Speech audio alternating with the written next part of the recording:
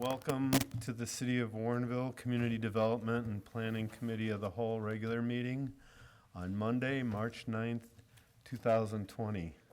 Clerk, could I please have the roll? Alderman Ashour. Here. Alderman Berry. Here. Alderman Bevere. Here. Alderman Davalos. Here. Alderman Goodman. Here. Alderman Krischel. Here. Alderman Widener. Here. Alderman Wilson. Here.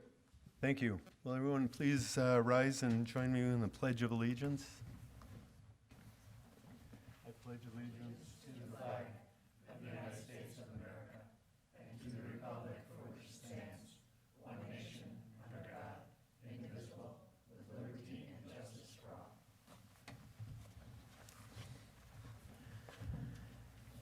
Now's the time we set aside for citizens' comments. Do we have anyone that has signed up, clerk? No?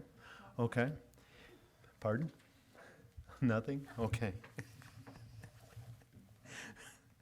Well, if anyone has anything to add at the specific agenda item, while the item is being discussed by the committee, they can have them come to the podium and speak their mind at that point in time. So at this point, it's time for the officials and staff members' comments. Mayor? Thank you, Mr. Chairman. Just a reminder about the COVID-19. I'm sure you're getting all sorts of information and perhaps some misinformation. So just to let you know, we're watching the changing outbreak of this coronavirus. DuPage County Health Department is our local health department, and they're monitoring the situation and also communicating with local governments, including Warrenville. So we're getting communications from them. The city's website provides a link to the DuPage County Health Department website where residents can obtain more information on the virus, ways to prevent infection and avoid the spread of the virus, and learn what to do should you become sick. So that's a great resource where you can get factual information. Putting simple measures into practice can help prevent the spread of the coronavirus as well as other infectious diseases. So again, check that out. You can go to our website or you can go directly to the DuPage County Health Department website for information on what's going on and also some information on how to take care of yourself. Thank you, Mayor. Other comments? Alderman Goodman. I just wanted to remind everybody that our primary election is coming up next week, and if you might not be available to vote next week or otherwise occupied, you can vote early. The nearest voting location for Warrenville is at the DuPage County Election Commission on County Farm Road in Wheaton, and you can look at the County Election Commission website for the hours that the early voting is available there and other early voting locations all around the county between now and this weekend, and of course, going to your local polling place next Tuesday. Thank you. Thank you for the reminder. Any other comments? Alderman Davalos. Thank you. I'd just like to remind everybody that this Saturday morning, I think it's 9 to 12, we have a, the council has a Warrenville City Budget Workshop right here. And we will be going over the budget for next year. We'll be talking about many interesting things. If you want to really know about the guts of this community and what we're doing with your tax dollars, and one of our biggest jobs as council members is to look this budget over, and the staff has spent a lot of time. So if you want to come to an informative meeting, that will be this Saturday morning from 9 to 12 here in this room. Thank you again for that reminder. Any other alderman may wish to make a comment? If not, City Administrator? I have nothing to add tonight. Thank you. Okay, thank you. We'll move on to the business of the meeting. Our first item is the consideration of the 2020 Operation Safe Celebration Post-Prom Event Sponsorship.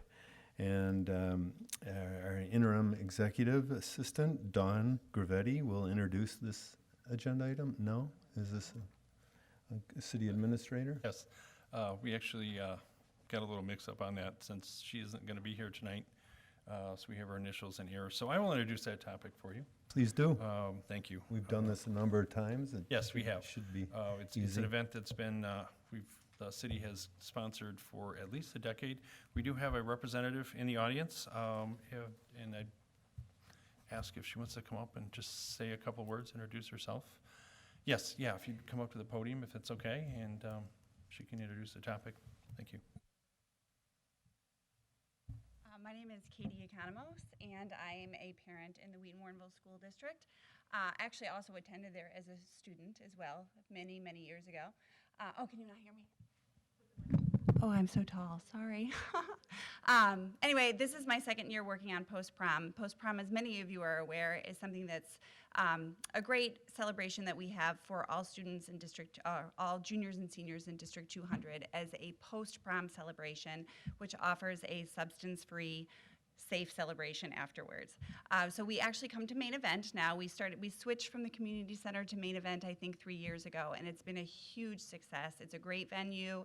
The kids show up about 10 o'clock and they play games, they have fun, it's safe, it's, like I said, substance-free, and then they go home about 2 o'clock. It's been a huge hit. My son went last year and had a blast. We have lots of prizes to entice them to stay, great food, which they all appreciate, unlimited bowling, laser tag, whatever you can think of. But it's just a neat event that I think we have probably 12 to 1,400 students in the district that benefit from it. So we split this for 501c3, benefits both Wheaton North and Wheaton South. I'm the chairperson in charge of fundraising, and I do all the fundraising, and then we just split the proceeds right down the middle. So we go to the PTAs in the community, we go to the municipalities, we go to a lot of local businesses, and then parents. And so we raise about $20,000 a year, and our goal is to offset the prices for the students. So they're already paying $70 to go to prom. We don't want to charge them another $50, $60 to go to this. So our price, I think, is $30, and like I said, we have a huge turnout, so it's a great event. Questions? Well, thank you for your involvement. I'll turn it over. Does anyone have any questions or additional comments regarding this item that they'd like to ask the chairperson? Alderman Goodman? Just want to thank you again for doing this. It's a great event. As I say every year when we get this request, I attended this event twice when I was in high school at Wheaton-Warrenville South, and I don't think anybody else here at this podium can say that. So You went to the Park definitely- District, though, right? You were at the Park Yes, District, at the right? Park Yep, District. yeah. It is great. It's a great event. Yeah. Thank Well, you. good luck with it this year. And with that being said, I'd like to make a motion to recommend the City Council approve a $500 sponsorship of the 2020 Operation Safe Celebration. Second. I have a motion and a second. No further discussion. All those in favor say aye. Aye. Against? Okay, the motion carries. Thank you very again much. for your involvement with this Yes, cause. thank you. Good luck with the rest of the fundraising that goes on. All right. Okay, our next item is consideration of propagation proposal for the magnificent magnolia tree at the northeast corner of Route 56 and Batavia Road. And at this time, I'd like to turn it over to the Community and Economic Development Director, Ron Menser. Ron? Thank you, and good evening. During the city's review and approval process for the Warrenville Horizon PUD at the northeast corner of 59 or 56 in Batavia Road, repeatedly we had questions regarding the future of the magnolia tree. That's the magnolia tree that was located at the very southwest corner of the former Stresny Piano Building. And unfortunately, at its current location, it's kind of right in the middle of where the new building will be built, and it's not possible to preserve it in its current location. So we had asked our consulting arborist, longtime consulting arborist Chuck Stewart of Urban Forest Management, to take a close look at that tree to see if it would be feasible to actually relocate that tree, the cost of doing so, the likelihood of that being successful. After a fairly detailed evaluation, Chuck provided his opinion that it would be about a $50,000 estimate investment to actually prepare the tree to be relocated and then to relocate it just to outside of the site into the Butterfield Road right away, and then care for the tree, especially for a 3 to 5 year period to ensure that it had the best chance of survival. Even in that scenario, he estimated that the chance of survival for that large tree in the current condition that it is would be only a 50-50 chance. After receiving that information, we asked him if there's opportunities that we could somehow propagate new trees from the existing tree. And in the past, Chuck has worked with a horticultural firm that has actually performed that type of work for development projects and municipalities. And he was able to secure a proposal from that company, Grow Horticultural, and under that proposal, which is included in the agenda backup for the council's consideration, Grow Horticultural will come out and take cuttings off the tree before it's removed this spring, and then they would grow roots on those and then care for new trees in their nursery until they reach the height of about 3 feet in a few years, and then return those to the city. And the total cost to do that for 100 trees, creating 100 trees, would be just under $5,000. So that's really a choice that the city council, we're presenting for the council's consideration and decision tonight. Whether or not to move forward with that. If we don't move forward with it, the tree will just be removed as part of the remaining tree removal that will happen on that property when development starts in about a month or 6 weeks. Okay, are there questions or comments from the council? Alderman Goodman? Yeah, a couple of questions. First of all, do we have the right to do this? Is the property owner okay with this? We've been communicating with the property owner, and they understand the kind of the significance that tree has to the community from an aesthetic standpoint. They heard it during the public. It was one of the first things they heard in the public hearing process. What's going to happen with the tree? So that I, based on our conversations, they are willing to work with this as long as it's not going to delay their project. Okay.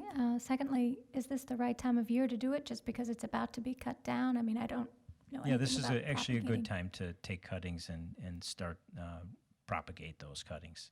Okay. You're really going to be able to get 100 out of one tree? They'll start them smaller, and then they'll grow over the next couple of years in the nursery of the Grow Horticultures.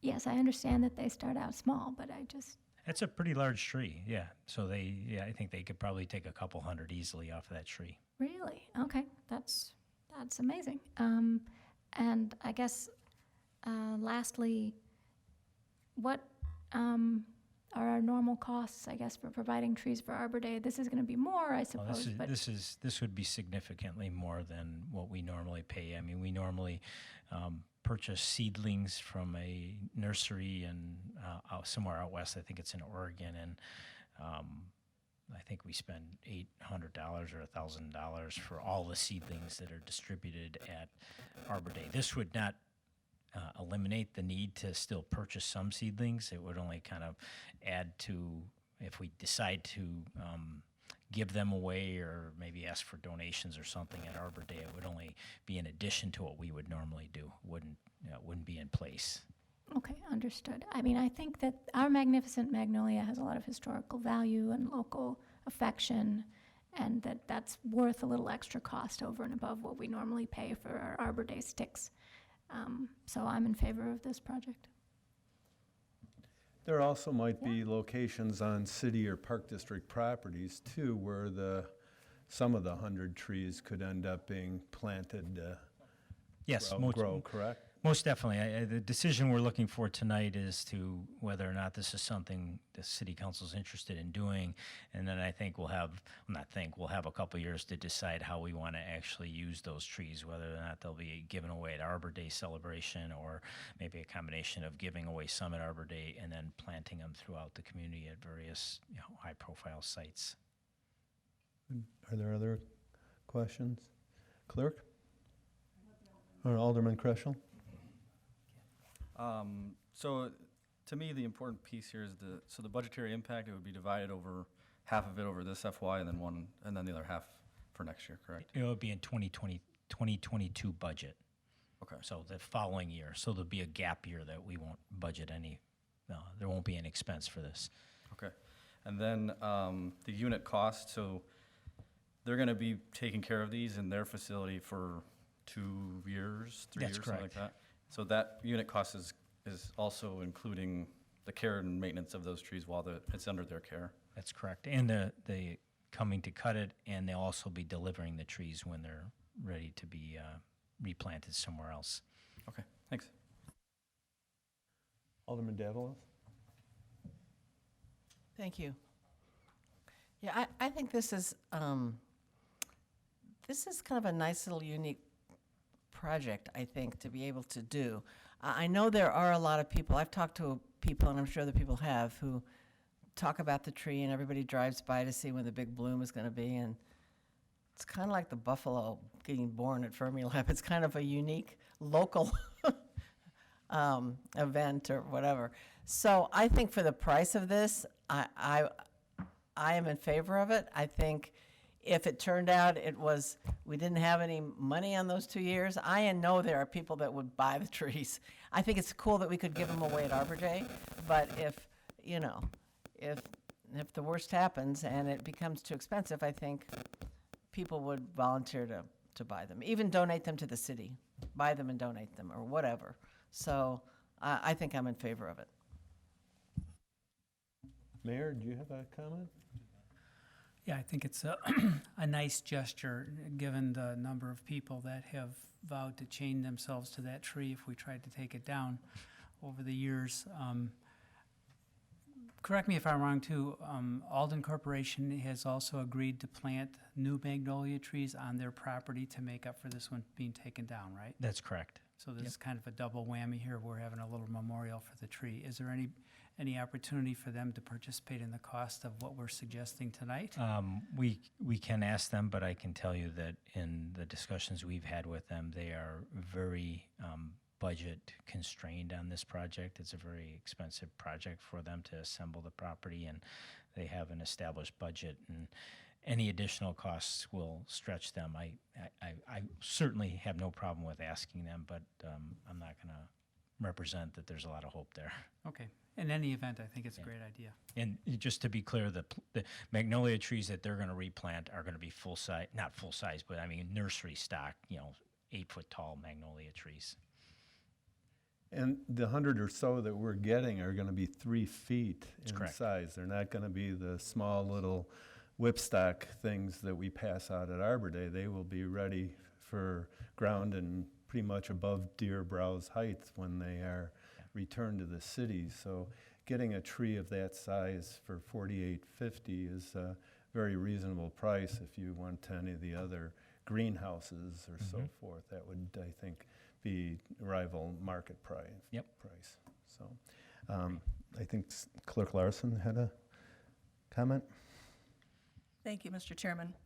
I want to thank Ron for taking this picture for me 2 years ago in the spring. This was one of the years that the tree was at its best. Last year it got hit by a late frost, and we probably didn't have more than 20 flowers. And I'm one of the people that one time, several years ago, looked out my window and saw construction people walking around, so I went over there and told them that they couldn't come anywhere near this tree. And fortunately, they listened to me, but they probably weren't going to do it anyway. If I had the $5,000, I would give it in a heartbeat so that we can get the saplings from this tree. And 2 years ago, I think, when Alden first came, I talked to the arborist at a plan commission meeting and went out in the lobby, and I said, "You have to save this tree." And he looked at me like I had two heads. And he said, "Well, we'll look into it." And they did ask their arborist to look into it. But in all practicality, it's too old, it's too big.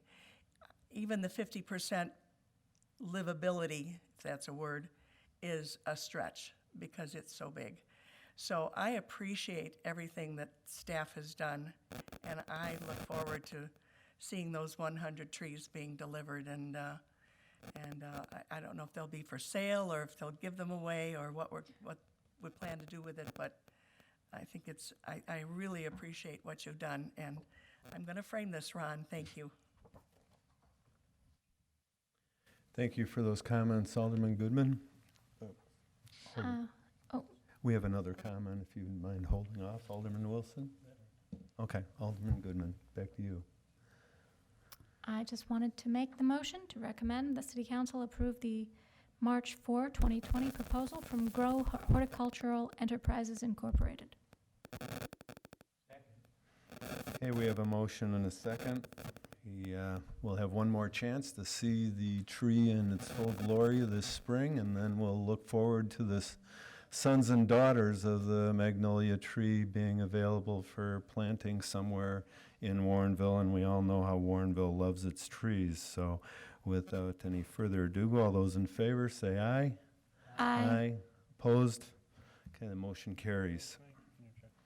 City Administrator, you have something? Thank you. Yes, we're getting some kind of feedback in the audio system and some different noises. If everybody has their phones and they haven't shut them off, if you could please do that. It's that we found in the past the transmission of either texting or data transmission with your smartphones, which can happen whether you're touching or not. If someone's sending you something that can cause a lot of interference, and it drives the clerk crazy when she's trying to hear or the recording person when they're trying to listen to the tape, and it doesn't transmit well for the public when they try to hear it later on YouTube or Channel 10. So thank you. Hopefully that will resolve the problem. Okay, we'll carry on with the next item, which is an informational report on the status of the Two Brothers Campus Project and city-owned development site, northeast corner of Route 56 and Route 59. And again, Community and Economic Development Director Ron Menser will introduce this topic. So really, there's two things I want to cover in the comments tonight on this particular item, is that provide an update on the status of the Two Brothers Brewery Campus Project, number one, and then number two, as a result of the status of that project, the Economic Development Representative's recommendations to begin preparing for the potential marketing and sale of the property separate and apart from the Two Brothers project. So you may recall that in the fall of 2018, we prepared and distributed a request for proposals for the potential sale and development of the redevelopment site that the city has assembled at the northeast corner of the 59-56 intersection. It's about 7¼ acres of vacant land. We distributed it wide and far. We only received 2 proposals for that property, and one of which was submitted by the Two Brothers Brewing Company. It was their vision that they would like to see that property developed in a manner that would be an extension of the brewery campus project that they're planning to develop on the 20 acres of property that they own at the northwest corner of that same intersection. Ultimately, in January of 2019, the City Council passed a motion that designated the Two Brothers Brewing Company as the preferred purchaser and developer of the city-owned property, and authorized staff and the city's redevelopment attorney to begin negotiations of a redevelopment agreement to memorialize how that transaction would happen. As part of that motion, the Two Brothers Brewing Company had a couple of commitments that they needed to take care of in order to advance the negotiations of the redevelopment agreement. First, they needed to deposit with the city, I think it was $15,000 to cover the city's costs in negotiating a redevelopment agreement with them. And then secondly, they were to move forward with a courtesy review in front of the Plan Commission of their combined vision for both their property and our property. For a variety of reasons, the Two Brothers Brewing Company has not moved forward with their project. They did not make the deposit. They did not have the courtesy review with the Plan Commission, so there have been no material negotiations on a redevelopment agreement with the Two Brothers Company regarding our property. That said, staff has had regular and ongoing communications both with the owners of the Two Brothers Brewing Company and various development partners that they have been courting and working with to hopefully partner with to move these projects forward over the period of time since January of 2019. In fact, we have a meeting scheduled tomorrow. I have a meeting scheduled tomorrow with the Two Brothers Brewing and a development partner at the brewery to talk about their project, the status of their project, and next steps in trying to move something forward on their property. So they still represent that they're committed to moving forward with the properties. It's just taking them longer to partner up with a developer and find the financing necessary to move forward with that project. Given that kind of history, the economic development representatives recently met to discuss a number of economic development issues, including this particular property of the city's and the status of the Two Brothers project. And as an outcome of that discussion, it was determined that it would be appropriate to start moving forward and taking some initial steps that would put us in a better position to market and ultimately sell the property for desirable development if the Two Brothers project doesn't come to fruition for whatever reason sometime in the near future. So what's discussed in the backup of the agenda packet is the recommendation to have the city council fill in a questionnaire that staff has prepared.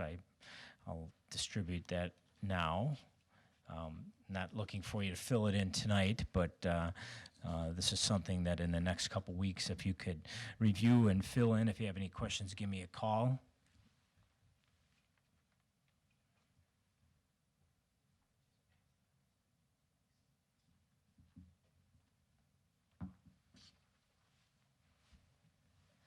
The goal of the survey would be to get kind of current thoughts and input from the city council on what the city's current priorities are for the property and what type of land uses the city council members would see as desirable and acceptable on the property.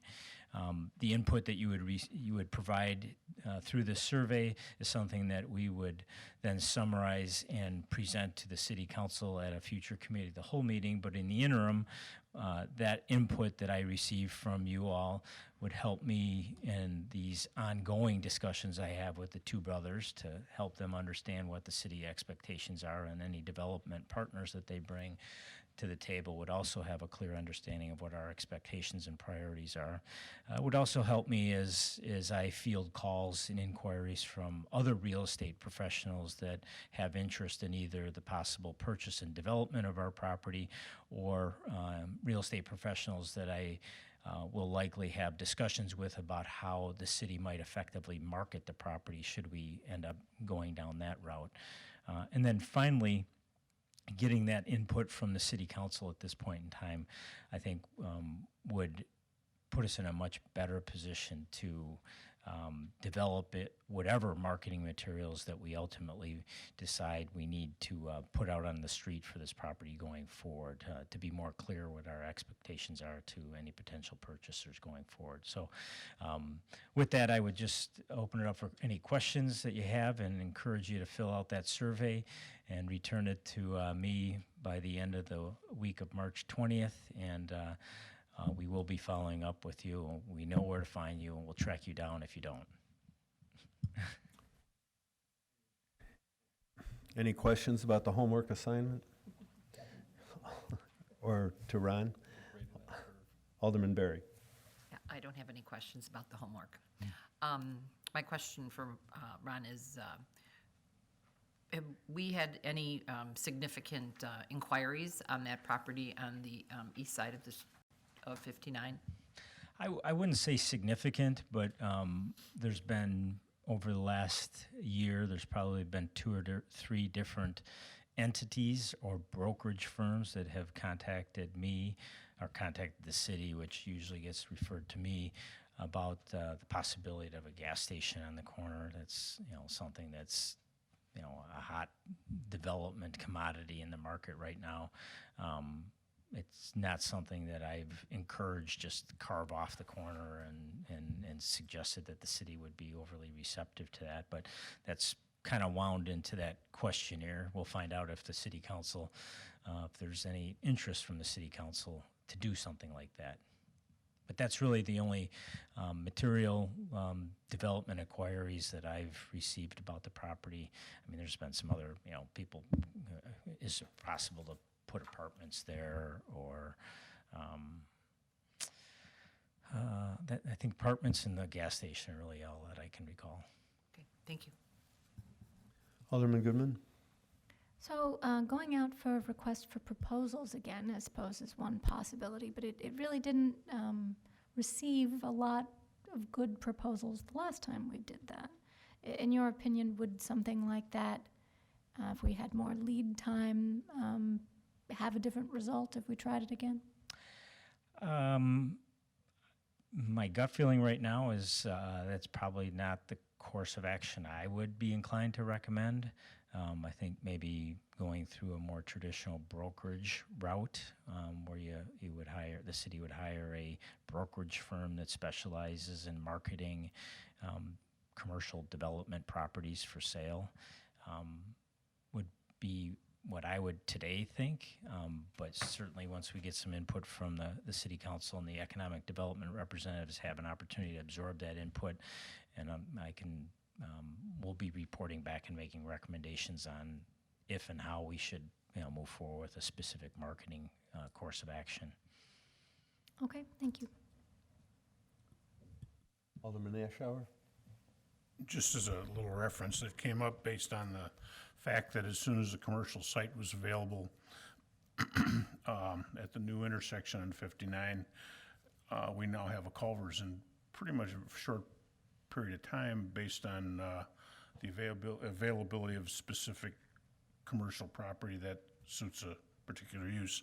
And this site gives us a good opportunity to do something that we would all want to see there, not necessarily a gas station, maybe a couple larger end users that may be attracted when the site's available and marketed properly.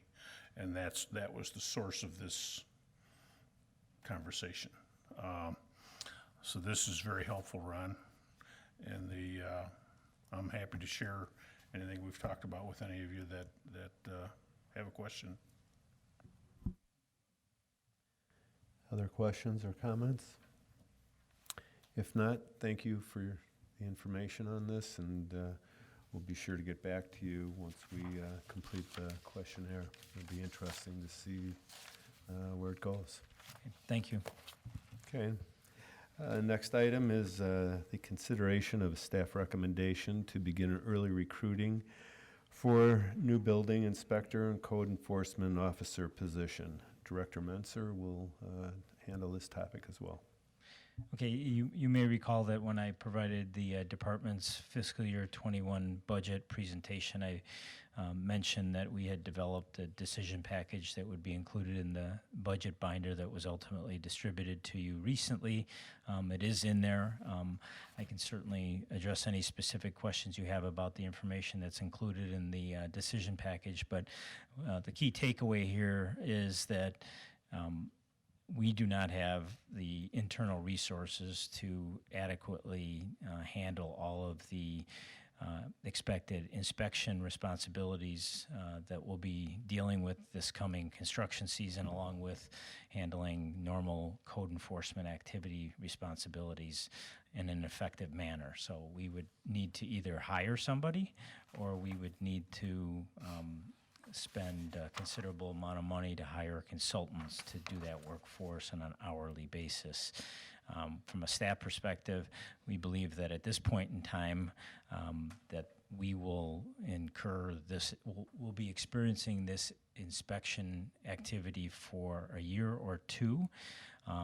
And it would make sense to hire somebody and bring them in-house. It would be more cost-effective over those couple-year period, and it would also allow us to prepare for the anticipated voluntary retirement of our existing building inspector, code enforcement officer, which could happen as early as a year, but certainly within the next year to 3 years is going to happen based on my conversations with him.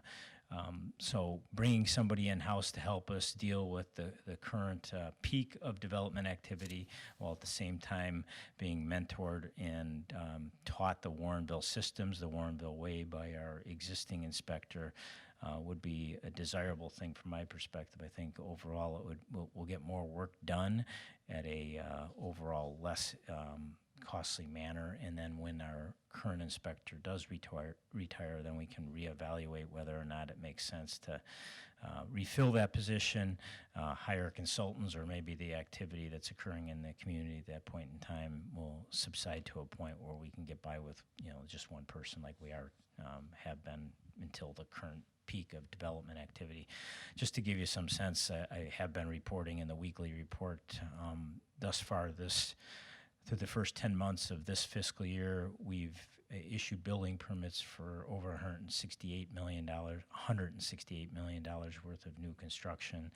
That includes 12 single-family houses, 43 townhouses, and 838 apartment units. That's just the residential component. There's, of course, lots of individual, detailed, small accessory permits that are processed, decks, sheds, pools, fences, and then the various commercial remodeling, redevelopment activities that are happening out in the Canterra project. So we're extremely busy. Permit activity has never been higher in the community, and we will need additional resources one way or another to handle this effectively. So the takeaway is for tonight is that we're looking for the committee to give us authorization to move forward with the posting of the job notice for the new position that we're recommending, with the commitment that it won't be filled until after the budget for fiscal year 21 is approved by the City Council. Thank you. Questions? Alderman Goodman? Yeah, I think that this request makes all the sense in the world, but I do have a few questions. First of all, some of the hiring that we do seems to be seasonal, and that is sometimes dependent upon the level of expertise of the person that we're hiring. Is this one of those positions where the availability might be seasonal? I don't anticipate it being seasonal. I anticipate there could be a challenge in identifying a qualified candidate because of the very tight job market. And I can say from the department head standpoint, we're not just going to hire anybody. So if we're not successful in locating a attractive candidate that we think can grow and would be here for a while and adding value to the organization, then we'll be coming back and looking at a different approach. But I think the best approach from my perspective is to try to find somebody that we can grow and hopefully have a career in Warrenville. Okay, my second question is that the city administrator recommended, not recommended section is blank. So I am asking the city administrator what his recommendation is. Thank you for pointing that out. It is recommended. In fact, this is when I told Ron if he was sick tonight, I could have presented this issue. Yes, I'm certainly recommending that we move ahead. In fact, we may have missed some of those, but all of the decision packages that are included in the budget booklet are recommended. The ones that would have been recommended that we removed because of budgetary concerns aren't in there. There aren't any in there that, double negative, aren't recommended. Okay, and my last question. If I just add, I think that's because when I copied it for the agenda packet, I didn't copy it out of the binder. I copied it from my personal drive. Okay, that makes sense. My last question is for Kevin. Just looking at the back of the budget impact checklist, there's the 2021 amounts and the ongoing amounts. And I can see why the $4,000 for equipment might not be ongoing, but some of these others that aren't listed as ongoing, Medicare and FICA and insurance, that doesn't make sense to me. It should have been split up into the individual lines as opposed to what's there. So that's a correction we'll have to make in that ongoing amount field. It just should have been split up, and it wasn't. Okay, so the ongoing amount for the salary would expect to increase from 64 to 67, and we'd have all these other We have the other ones in there as well. ones as well. Okay, thanks, just to clarify. Other questions or comments? If not, there'd be a motion. Alderman Wilson? Yes, I'd like to make a motion to excuse me, to authorize staff to begin early recruitment for the new building inspector / code enforcement officer position. Second. Okay, we have a motion and a second. All those in favor say aye. Aye. Aye. Opposed? And motion carries. Next up is the consideration of the Bicyclist and Pedestrian Advisory Commission request to close certain streets in conjunction with the Warrenville Bike Rodeo activities. Public Works Management Analyst Kristen Youngmeyer is going to cover this topic. Kristen, welcome. Good evening, Council. So 2020 marks the 15th annual Bike Rodeo, and the Bicyclist and Pedestrian Advisory Committee, or I'll refer to them as BPAC, is currently underway planning the event. So I'm here tonight to make two requests, the first of which for this event that has been very successful is to address some liability and safety concerns, and on behalf of BPAC, I am requesting that City Council approve closure of a section of Stafford Place for the Bike Rodeo event. In your memo, there is a map of the street and where we're looking to close. So on Friday night, it was recommended to close the parking lot so that no cars overnight would accidentally park there, blocking the safety course. And then in the morning prior to the start of the event, put up barricades to block the road starting from the library over to the roundabout. If you guys have any questions, I'd be happy to take them. Thank you. Questions? This is a project that we've undertaken for, I think, all 15 years of the bike rodeo. Alderman Goodman? Yep, it's a fun event, and I would like to make a motion to recommend that the City Council authorize the partial closure of Stafford Place for the annual Bike Rodeo event, as stated in the March 9th, 2020 memo from Management Analyst and BPAC Staff Liaison Youngmeyer. Second. Okay, we have a motion and a second. All those in favor say aye. Aye. Opposed? Okay, the motion carries. Next up is the consideration of the Bicyclist and Pedestrian Advisory Commission request for City Council authorization to solicit and accept donations for the Warrenville Bike Rodeo. And again, Public Works Management Analyst Kristen Youngmeyer will handle this topic. Kristen? So for the bike rodeo, one part of its success is there is a chance for participants to win prizes, whether it may be a new bike or bike-related equipment. So I'm here on behalf of BPAC to request authorization to solicit local businesses for donated items, to use as prizes and monetary donations to purchase drawing prizes. I do want to inform council that BPAC is discussing potentially purchasing bikes from All Spoked Up, a vendor that is local but located in Batavia.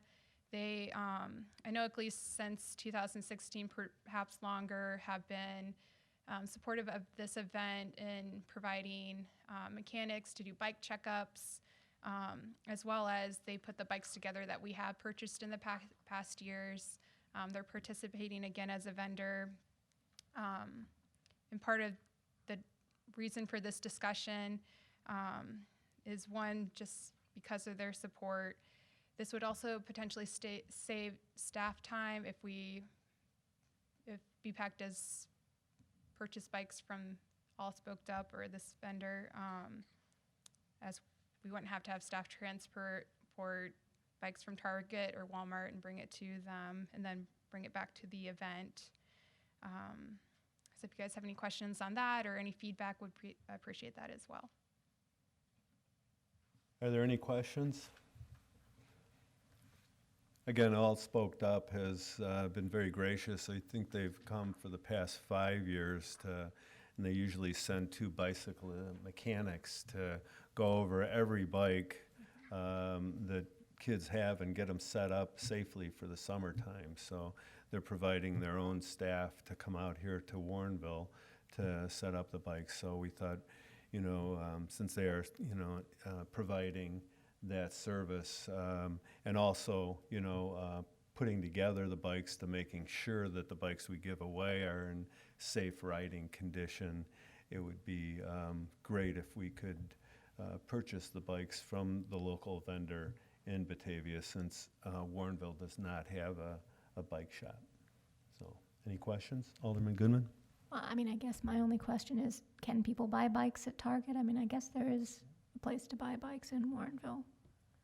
My understanding last year, the way Target's inventory has changed a little bit, where they have a model, but they don't have like a plethora of bikes. So I think last year, I wasn't here, but from what I understand, BPAC actually ended up obtaining bikes from Walmart because Target did not have enough bikes to purchase. Is that, so I think that was also I think one that- reason they're that's correct. exploring. It's all, that they just don't carry the inventory that they used to.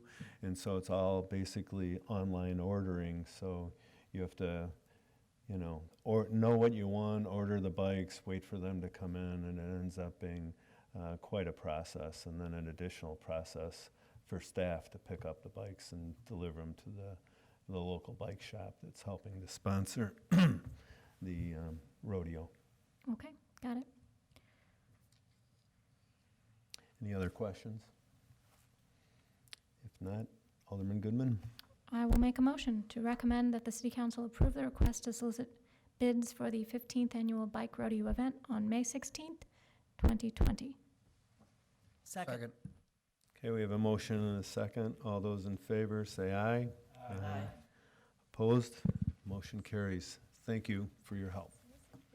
Next item is consideration of the Warrenville Horizon Traffic Enforcement Agreement, and Director Menser is here to lead us through this topic. Ron?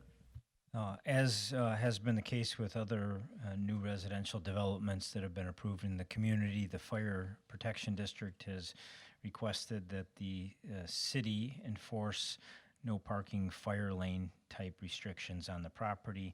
The city attorney has advised in order for the city to do that, the property owner needs to make a written request to the city, and then the city council needs to memorialize their approval and intent to do so in an ordinance.